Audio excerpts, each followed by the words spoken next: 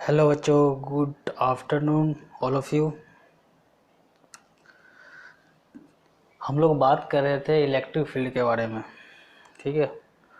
और last lecture में हम लोग इलेक्ट्रिक फील्ड के बारे में देखे भी थे, कुछ इलेक्ट्रिक फील्ड के प्रॉब्लम भी किए थे हम लोग। तो फिर आज देखते हैं कुछ। तो मान लीजिए आपके पास एक क्वेश्चन है। ये क्वेश्चन आपका ये है कि आपका देखे थे कि जो हाफ रिंग था उसकी वजह से इलेक्ट्रिक फील्ड, यहाँ पे मान लीजिए आपका हाफ रिंग नहीं है, आपका ये है,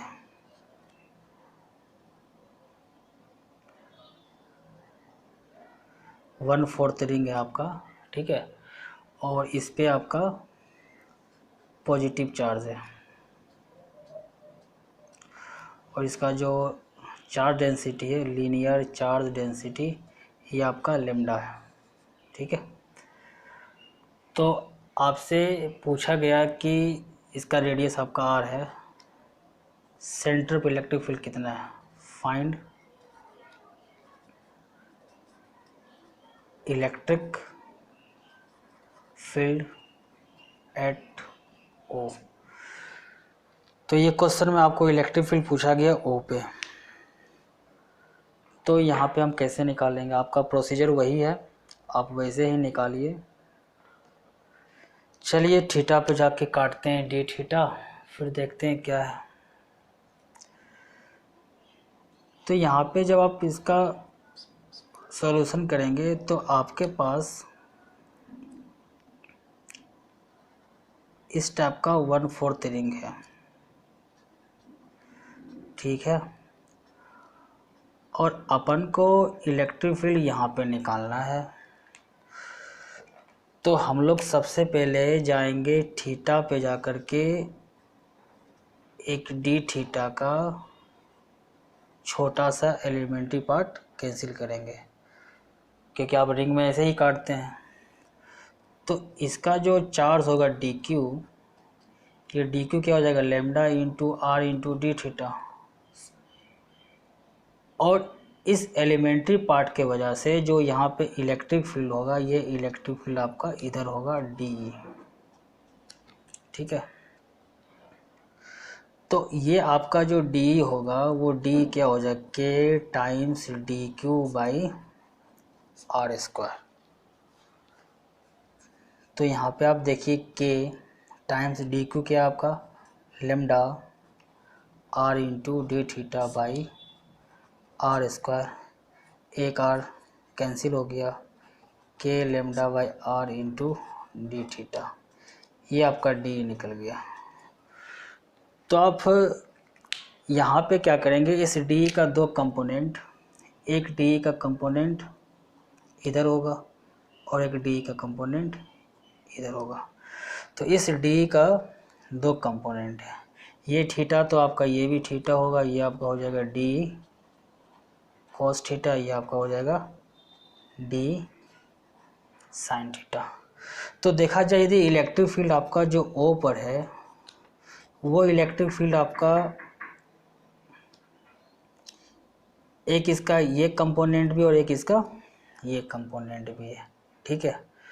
तो इस इलेक्ट्रिक फील्ड ओ पे जो लिखा जाएगा तो वो आपका डी वेक्टर फॉर्म यदि हम लिखें तो integration of D E sign theta, और थीटा का वैल्यू हो जाएगा 0 से π/2, और ये डाउनवर्ड डायरेक्शन में है तो minus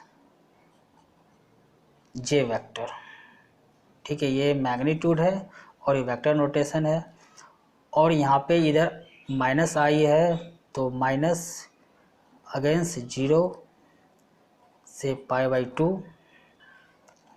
D E cos theta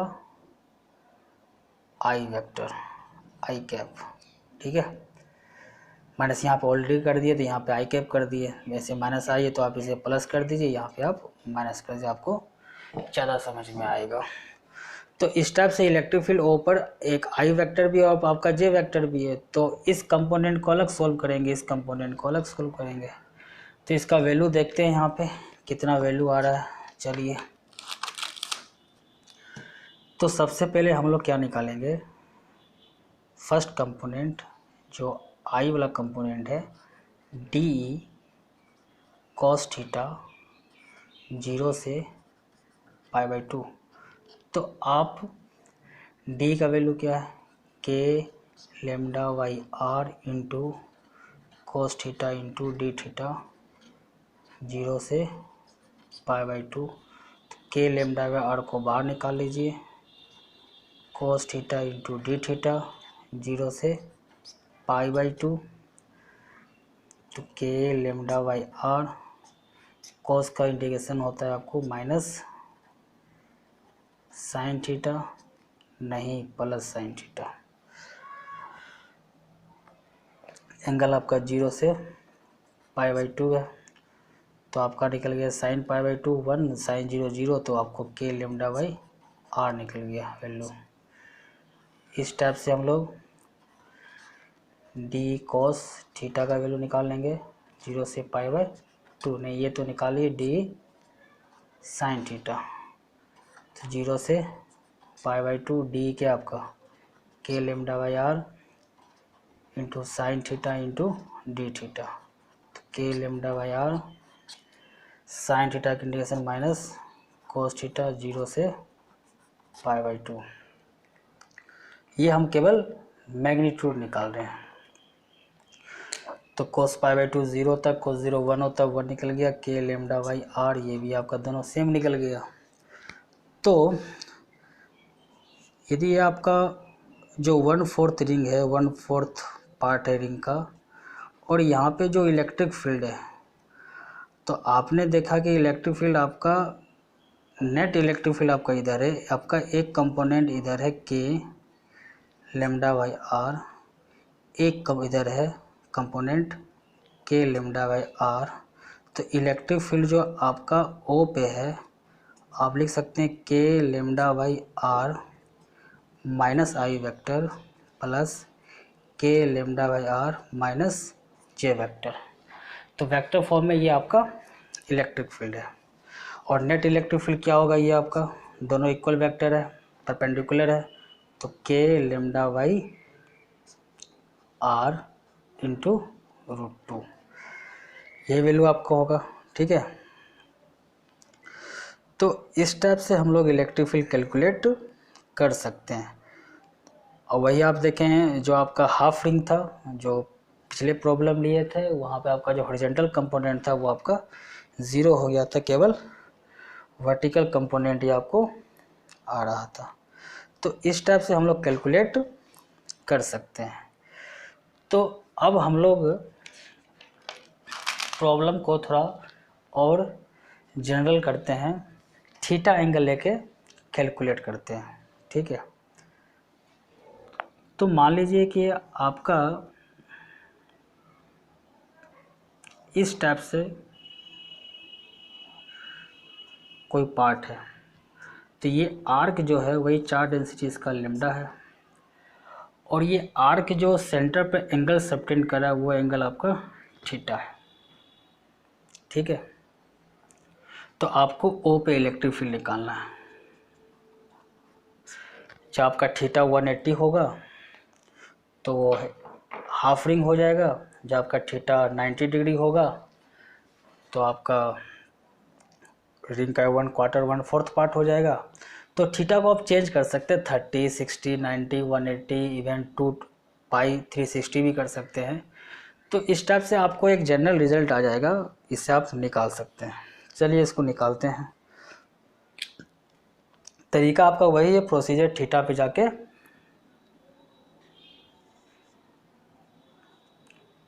D theta, तो इलेक्ट्रिक फील्ड आपका इधर होगा, तो थीटा पे जाके आप डी थीटा ले लीजिए। तो आपका हो जाएगा फिर वही जो डी क्यू होगा इसका, और डी क्यू आपका क्या निकल जाएगा, lambda into r into d theta, और जो डी निकल जाएगा क्या निकल जाएगा, k times lambda r into d theta by r square. तो इस टाइप से आप जो है निकाल सकते हैं। ठीक है। तो आपका डी निकल गया यहाँ पे। अब आप क्या करेंगे, तो यहाँ पे आपका जो इलेक्ट्रिक फील्ड है उस इलेक्ट्रिक फील्ड का यहाँ पे फिर दो कंपोनेंट होगा, एक कंपोनेंट आपका इधर होगा, एक कंपोनेंट आपका इधर होगा। ये आपका थीटा हो गया, तो ये आपका हो गया डी कोस थीटा, ये आपका हो गया डी साइन थीटा। तो आप अलग अलग यहाँ पे वैल्यू निकालेंगे। तो सबसे पहले अपन क्या करते हैं, डी कोस्टा की वैल्यू निकाल लेते हैं। तो यहाँ पे r gets cancel, k lambda by r into d theta, ये डी निकल गया। तो पहले आप डी कोस थीटा 0 से theta, k lambda by are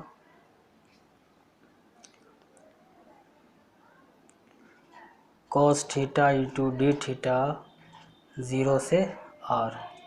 तो के लेमडा बाई आर बाहर निकल गया। कोस का इंटीग्रेशन क्या होगा, साइन थीटा 0 से थीटा।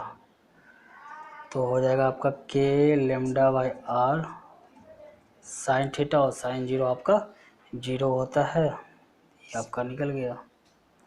फिर आप निकाल लीजिए डी साइन थीटा का वैल्यू, इसका इंटीग्रेशन 0 से theta, k lambda by are बाहर निकल गया, sign theta into d theta 0 से थीटा। तो k lambda by r sign का इंटीग्रेशन माइनस कोस थीटा 0 से थीटा। तो माइनस कोस थीटा 0 1 हो गया आपका, तो निकल गया आपका k lambda by r minus cos theta, cos 0 1, तो आ जाएगा आपको 1 माइनस कोस थीटा। तो आपको निकल गया दोनों चीज़, डी कोस्टा भी निकल गया और आपका डी साइन थीटा भी निकल गया। तो जो यहाँ पे नेट इलेक्ट्रिक फील्ड होगा वो नेट इलेक्ट्रिक फील्ड कितना होगा, तो आप यहाँ पे रख सकते हैं जो इलेक्ट्रिक फील्ड आपका ओ पे जो है सेंटर पे, तो यहाँ पे जो आई के लॉन्ग जो है आपका डी कोस थीटा है, ठीक है। और डी कोस थीटा का जो वैल्यू है ये कितना है, k lambda by r sine theta आपका वैल्यू है। तो आप लिख सकते हैं minus k lambda by r sine theta i minus k lambda by r 1 minus cos theta j. अब खुद देखिए पीछे वाले प्रॉब्लम में जब आपका ये था प्रॉब्लम, तो यहाँ पर एंगल थीटा कितना था 90 डिग्री, तो साइन 91, तो minus k lambda by are I minus, और कोस 90 आपका 0 होता है, तो फिर आपका निकल जाएगा k lambda by R J. तो आपको वही आंसर आ गया जो पहले आया हुआ था। तो आप थीटा के टर्म में इस वैल्यू को याद रख सकते हैं, लेकिन बेस्ट मेथड आपका यही है कि आप प्रोसीजर को समझिए। हाँ, एक पॉइंट ये भी है कि अपन ये फार्मूला तभी लगाएंगे जब आपका लेमडा कांस्टेंट हो बेटा। इस बात को बहुत ही याद रखिएगा, बहुत ही इम्पोर्टेंट पॉइंट है, क्योंकि आपको हाफ रिंग दे देगा या कोई एंगल दे देगा, वहाँ पे आपसे इलेक्ट्रिक फील्ड पूछेगा, आपको ये फार्मूला याद है तो आप वहाँ पे लगा कर आंसर निकाल सकते हैं। बट ये कंफर्म होना चाहिए कि वहाँ पे लेमडा कांस्टेंट है या नहीं है। मान लीजिए आपका लेमडा कांस्टेंट नहीं है, लेमडा आपका थीटा का फंक्शन है, तो आप ये फार्मूला यूज़ नहीं कर सकते हैं। तो ये फार्मूला तभी अप्लाई होगा जब आपका लेमडा कांस्टेंट होगा। हाँ, जब हम ई नेट की बात करें, नेट इलेक्ट्रिक फील्ड, तो नेट इलेक्ट्रिक फील्ड की यदि बात करेंगे तो हो जाएगा k lambda by r sine theta का square plus k lambda by r 1 minus cos theta का स्क्वायर पूरे का। तो के लेमडा बाई आर बाहर निकल गया, अंदर में क्या बच गया, साइन स्क्वायर थीटा प्लस, और यहाँ पे आ गया 1 minus cos theta whole square, तो आ जाएगा 1 plus cos square theta minus 2ab, तो 2 कोस थीटा। तो अब k lambda by r sine square theta cos square theta 1 plus 1 2, तो 2 कॉमन लीजिए तो 1 माइनस कोस थीटा। क्लियर। अब 1 माइनस कोस थीटा क्या होता है, तो k lambda by r 2, 1 minus cos theta का जो वैल्यू होता है वो क्या होता है, यदि आपको याद नहीं रहता है तो आपको ये चीज़ तो याद ही है, cos 2 theta equals to cos square theta minus sine square theta. तो cos theta equals to cos square theta by 2 minus sine square theta by 2। तो यहाँ पे हमें 1 माइनस कोस थीटा करना है, तो यहाँ पे लिख लीजिए आप 1 कोस square theta 1 minus sine square theta, तो 1 माइनस 2 साइन स्क्वायर थीटा, तो हो जाएगा 2 sine square theta equals to 1 minus cos theta. आप रिजल्ट को यदि याद रखेंगे तो सही है, यदि मान लीजिए बाई चांस कभी भूल गए तो आप ऐसे निकाल सकते हैं।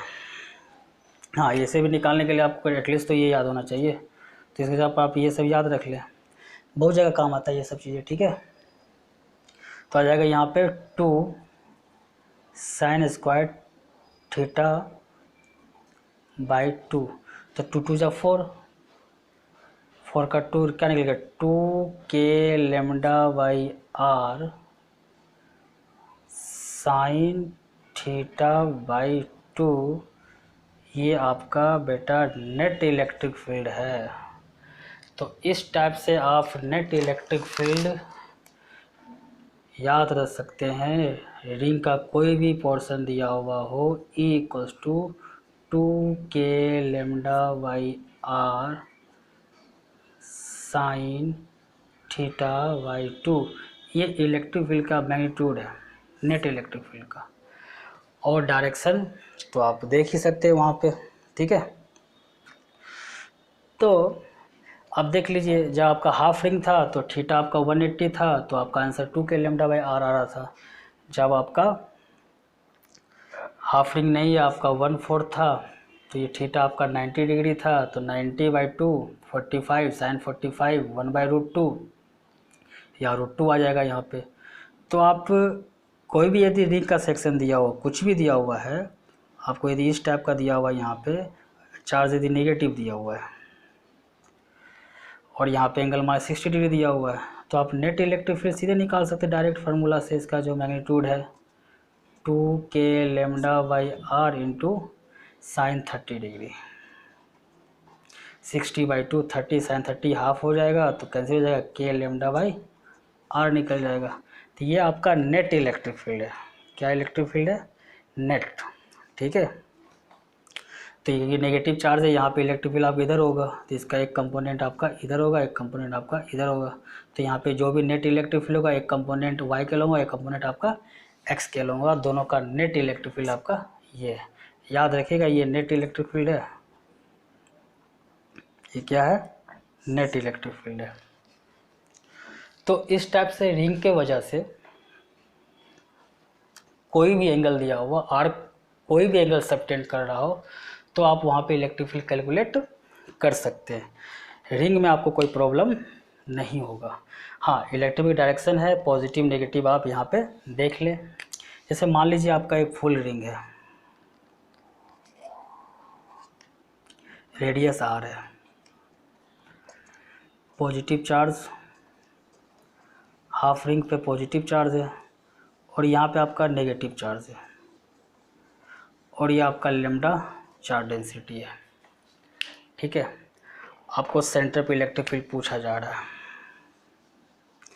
यदि पूरे पे रहता पॉजिटिव चार्ज तो सेंटर पे इलेक्ट्रिक फील्ड क्या होता है? 0 आता, बट ऊपर पॉजिटिव है, नीचे नेगेटिव है, तो आपको पता है कि इसके वजह से जो इलेक्ट्रिक फील्ड नेट होगा वो आपका इधर होगा,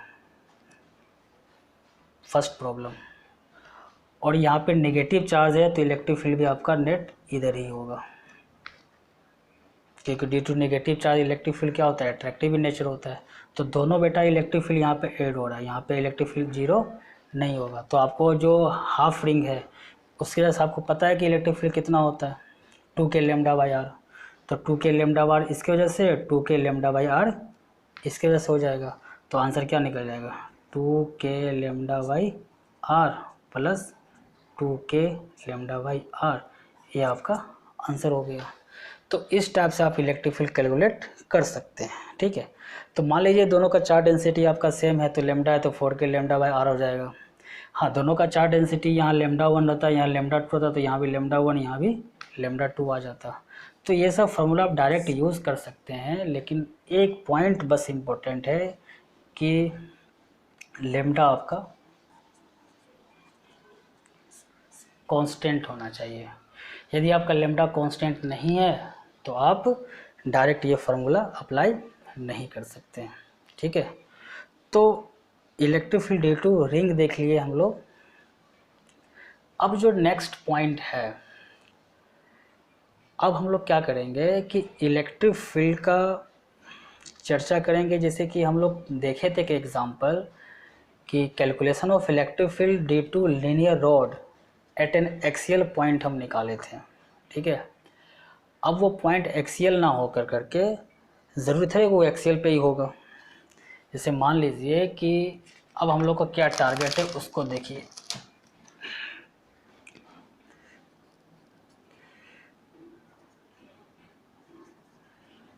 इलेक्ट्रिक फील्ड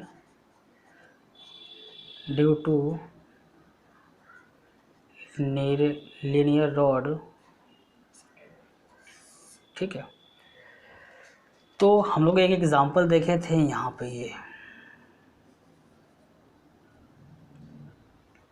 यहाँ पे कितना इलेक्ट्रिक फील्ड है, ठीक है। और इस इलेक्ट्रिक फील्ड को कैसे निकाला जाता है वो भी हम देखे थे। बट यहाँ जो फार्मूला आया था, फिर आपको इसका चार्ज डेंसिटी हम लोग लेमडा लिए थे, वो फार्मूला आप तभी अप्लाई करेंगे जब आपका लेमडा क्या है, कांस्टेंट होगा। ये पॉइंट हमेशा याद रखिए, क्योंकि बच्चे यहाँ पे बहुत मिस्टेक करते हैं। लीनियर रॉड का जो इलेक्ट्रिक फील्ड का फार्मूला है वो उसे याद कर लेते हैं मैक्सिमम बच्चे। तो हम तो बोलते ही नहीं कि आप रिजल्ट को याद मत करो, आप चीज़ों को समझो, कैसे प्रोसीड करते हैं प्रॉब्लम्स को, ठीक है। और यदि आप रिजल्ट को याद करते हो तो उसके रिगार्डिंग जो इम्पोर्टेंट पॉइंट है आप वो भी याद रखें। आप रिजल्ट याद रख लिए, प्रॉब्लम आपको आ गया, वहाँ पे आपका लेमडा कांस्टेंट ही नहीं है, तो आप वो फॉर्मूला लगा लिए, तो आप आंसर गलत कर लेंगे वहाँ पे, ठीक है। तो हम कई सारे अभी सेगमेंट आपको उठाएंगे जहाँ पे इस रोड पे भी चार्ज डेंसिटी एक्स का फंक्शन होगा, रिंग पे भी चार्ज डेंसिटी अलग कर देंगे, ठीक है। तो वो कुछ नहीं है, बस छोटा सा थोड़ा सा मैथमेटिक्स आ जाता है, और प्रोसीजर आपका सेम वही। जहाँ पे लेमडा लिखे थे वहाँ पे लेमडा जो फंक्शन दिया हो वहाँ पे लिख लेंगे। तो जो यदि इंटीग्रेशन करते हैं, ठीक है, तो इंटीग्रेशन के अंदर जो फंक्शन होता है, ये फंक्शन ही बताता है कि प्रॉब्लम कितना अच्छा है, ठीक है। आप काइनेमेटिक्स वगैरह में भी बहुत पढ़े होंगे, हाँ, मोशन अंडर वेरिएबल एक्सेलरेशन। तो आपको पता है कि a equals to d v by d t होता है यदि आपका वेलोसिटी टाइम का फंक्शन है। यदि आपका वेलोसिटी दिया हुआ 3t+5, तो ये भी आपका अंडर वेरिएबल एक्सेलरेशन है, आप इसे सॉल्व कर सकते हैं। लेकिन इसी में प्रॉब्लम का जो टफ होता है, प्रॉब्लम टफ कब होता है, जब आपका जो वेलोसिटी और टाइम के बीच में जो फंक्शन है वो कम्प्लेक्स कर दे, तो प्रॉब्लम में फिजिक्स कम होती है और मैथमेटिक्स ज़्यादा होती है, ठीक है। तो यहाँ पे भी वही है, इंटीग्रेशन और डिफरेंशिएशन आपका दोनों का फिजिकल मीनिंग होता है, लेकिन इंटीग्रेशन के अंदर जो फंक्शन होते हैं जिसे मुझे इंटीग्रेट करना होता है, ये फंक्शन डिसाइड करता है कि ये इंटीग्रेशन का लेवल क्या है, ठीक है। नॉर्मल है x power n into D x है, तो कोई नॉर्मल इंटीग्रेशन है आपका। धीरे धीरे धीरे धीरे धीरे आगे बढ़ते रहेंगे तो हाई लेवल का इंटीग्रेशन आते रहता है वहाँ पे, लेकिन आपको इतना डेप्थ में जाना भी नहीं है, ठीक है। इसलिए जो नॉर्मल चीज़ें हैं बस उसको आप पढ़िए और आगे बढ़ते रहिए, ठीक है। तो यहाँ पे भी यही है। तो हम लोग एक्सियल पॉइंट पे इलेक्ट्रिक फील्ड देख चुके थे। अब मान लीजिए कि आपको इलेक्ट्रिक फील्ड जो है एक्सियल पॉइंट पे नहीं देख करके हम देखें कहाँ पे, कोई भी अलग पॉइंट है। जैसे मान लीजिए कि आपका ये आपका लीनियर रोड है, फिर समझिए कि करने हम लोगों को क्या करना है। आपका इलेक्ट्रिक फील्ड यहाँ पर भी हो सकता है, इलेक्ट्रिक फील्ड यहाँ भी निकाल सकते हैं, इलेक्ट्रिक फील्ड यहाँ भी निकाल सकते हैं, इलेक्ट्रिक फील्ड यहाँ भी इलेक्ट्रिक फील्ड यहाँ भी होगा। मतलब कि स्पेस के जो हर पॉइंट से हर जगह तो इलेक्ट्रिक फील्ड होगा। तो ये तो आपका एक्सियल पॉइंट स्टैंडर्ड पॉइंट है, यहाँ पे इलेक्ट्रिक फील्ड आप निकाल लिए, और ये पॉइंट आपका जो है परपेंडिकुलर पॉइंट है, अब यहाँ पे इलेक्ट्रिक फील्ड निकालिए। आपको इलेक्ट्रिक फील्ड यहाँ भी निकालना सिखा देंगे हम लोग, ठीक है। तो यहाँ पे आप इलेक्ट्रिक फील्ड हम लोग कैसे कैलकुलेट करेंगे, तो ये इलेक्ट्रिक फील्ड हम लोगों को निकालना है। तो अब इस इलेक्ट्रिक फील्ड को कैसे निकाला जाए, ठीक है। तो सबसे पहले मान लीजिए कि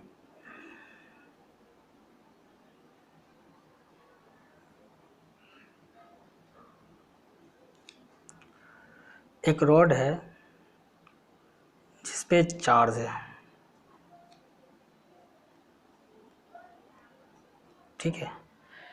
ये चार्ज आपका पॉजिटिव है, और इस चार्ज का जो लीनियर चार्ज डेंसिटी है, जो रोड पे डिस्ट्रीब्यूटेड है चार्ज, वो आपका यूनिफॉर्म है, और इसका जो लीनियर चार्ज डेंसिटी है ये आपको लैम्डा दिया हुआ है। अच्छे से देखिएगा, यहाँ से डी डिस्टेंस पे आपको इलेक्ट्रिक फील्ड निकालना है। इसका जो ये एंड है ये यहाँ पे एंगल सबटेंड कर रहा है, और ये जो है यहाँ पर भी एंगल सबटेंड कर रहा है, ठीक है। तो मान लीजिए ये एंगल आपका θ1 है, और ये एंगल आपका θ2 है, और आपको P पे इलेक्ट्रिक फील्ड निकालना है। ये आपका क्वेश्चन है, ठीक है। तो यहाँ पे आपको इलेक्ट्रिक फील्ड निकालना है। फाइंड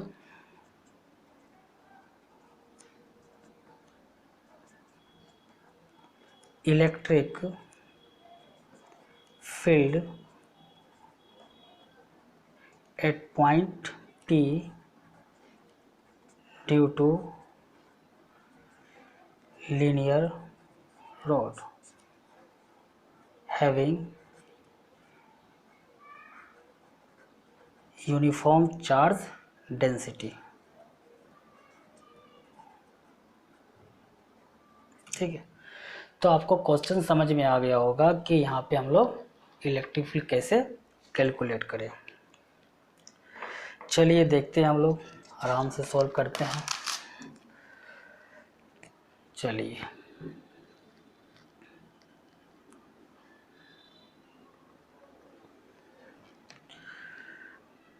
पॉजिटिव चार्ज, यहाँ पे निकालना इलेक्ट्रिक फील्ड, ये आपका डी है। देखिएगा एकदम आराम से, सब चीज़ आपको समझ में आएगा। ये जो एंगल सबटेंड कर रहा है पॉइंट P पे, ये एंगल आपका θ1 है, और ये एंगल आपका θ2 है, ठीक है, ओके। तो θ1 θ2 आपका इक्वल भी हो सकता है, लेकिन आपका मान लीजिए पॉइंट सिमेट्रिक नहीं है तो अलग भी हो सकता है। तो हम लोग जनरल डेरिवेशन करेंगे, θ1 θ2 के टर्म में इलेक्ट्रिक फील्ड वहाँ पे निकालेंगे। तो आप जो है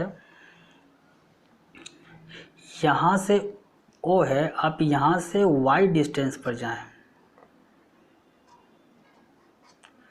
और एक छोटा सा एलिमेंट्री पार्ट काटे dy। देखिए आपको जो इलेक्ट्रिक फील्ड पता है वो electric field due to point charge ही पता है,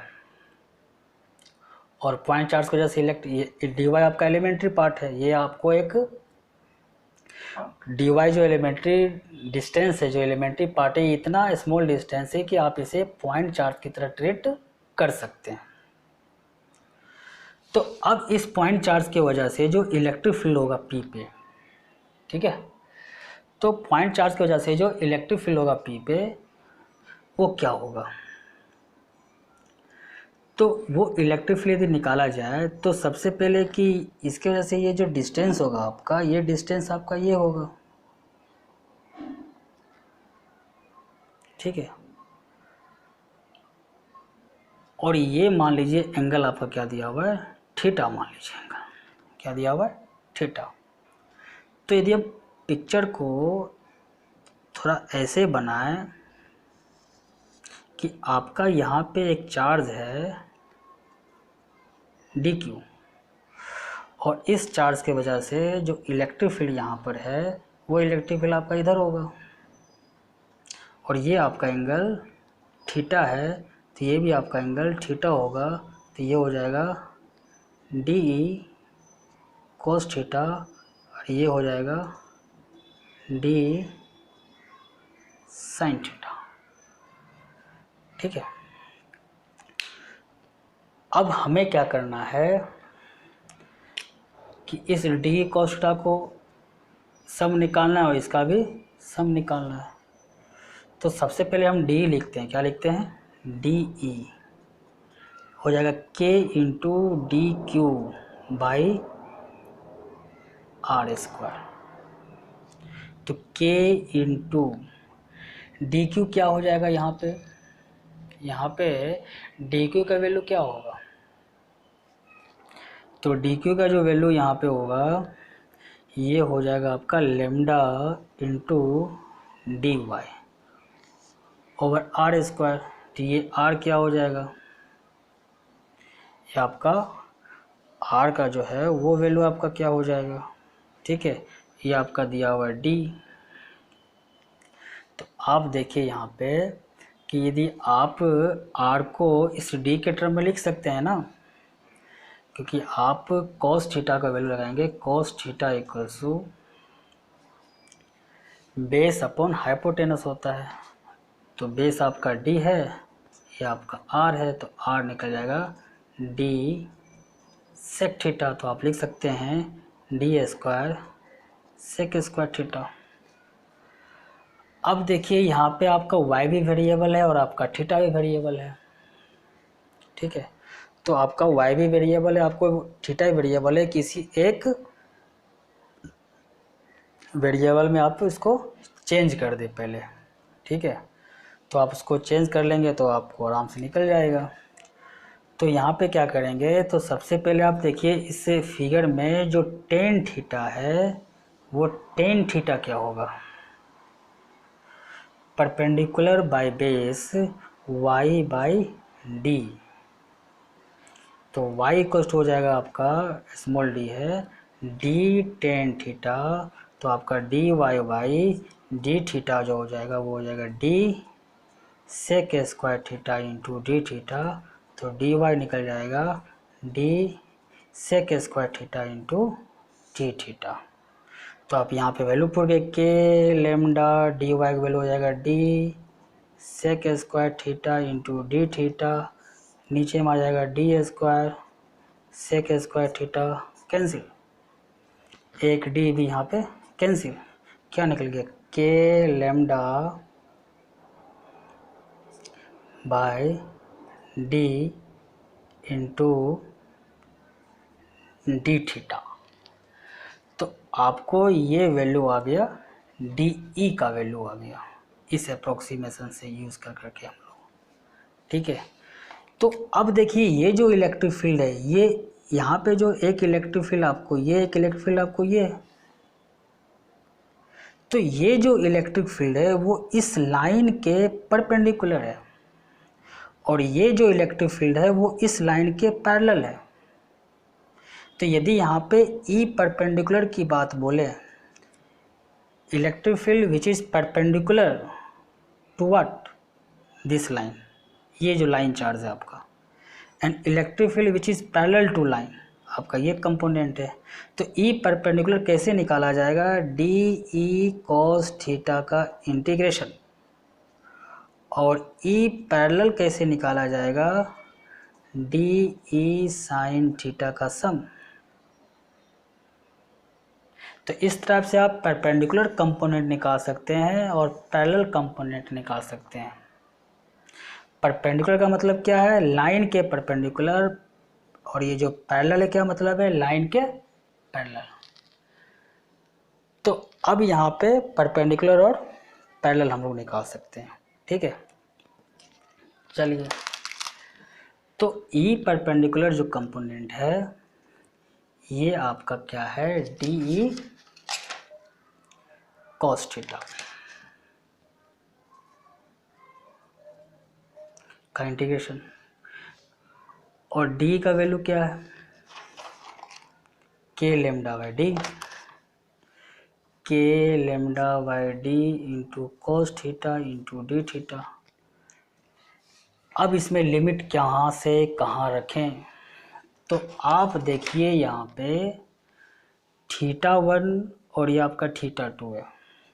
देखिए θ1 जो परपेंडिकुलर डिस्टेंस है आप इस डायरेक्शन में ले रहे हैं और θ2 आप इस डायरेक्शन में ले रहे हैं।